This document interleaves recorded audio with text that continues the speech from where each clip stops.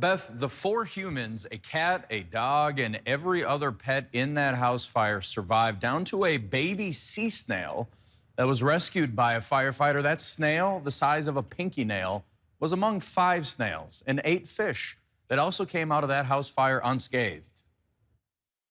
You're looking at what's left of a home in Cooper Landing where 4 humans, 1 cat, 1 dog, 8 fish, 4 snails, and 1 baby snail lived until Sunday, when they all survived fire that tore through their home. One of the renters arriving home from work to signs of fire. When I was driving in, when I was crossing the bridge here in Cooper Landing, I saw like the smoke rising up, and I was just felt my heart just sink, just knowing that that was my house. Right behind me is where our fire started.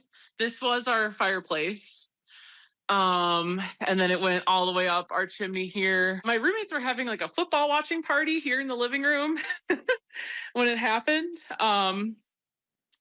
This is where our fireplace was. So in this tank, I had 7 corridors. They're corridors catfish. I could tell you all their names. And then I had 3 snails in here. We got Zales, G6, Viper, Boa, Crunchwrap Supreme. There was also Krusty and Crackle. Crunchwrap Supreme and his friends were listening to a football game on Sunday night when fire erupted. We were all standing in their yard over there just watching it all happen.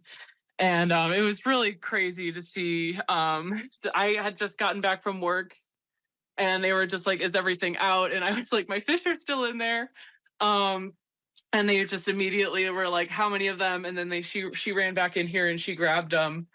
And it was just so surreal seeing them walking out of the house with my fish in like little cups. Literally all creatures made it out of the house safe. And the fire department certainly made sure that all creatures made it out safe. We have a really, really awesome fire department. The first time they came out, they didn't get all of them. And I told them that there was still 1 fish and 1 snail left. And they went back in and got them.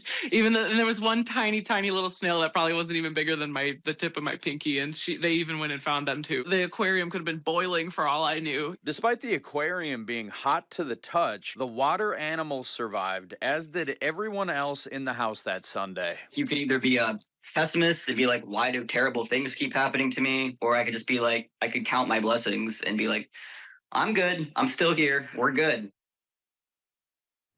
Firefighters say they responded to that at about 2:45 yesterday afternoon, and Wilson says the firefighters got it quickly under control, and her 3 roommates have a place to stay tonight, although they don't know if they'll ever be able to move back in. They have a fundraiser to help them out with the loss. We have a link to that online at alaskasnewssource.com.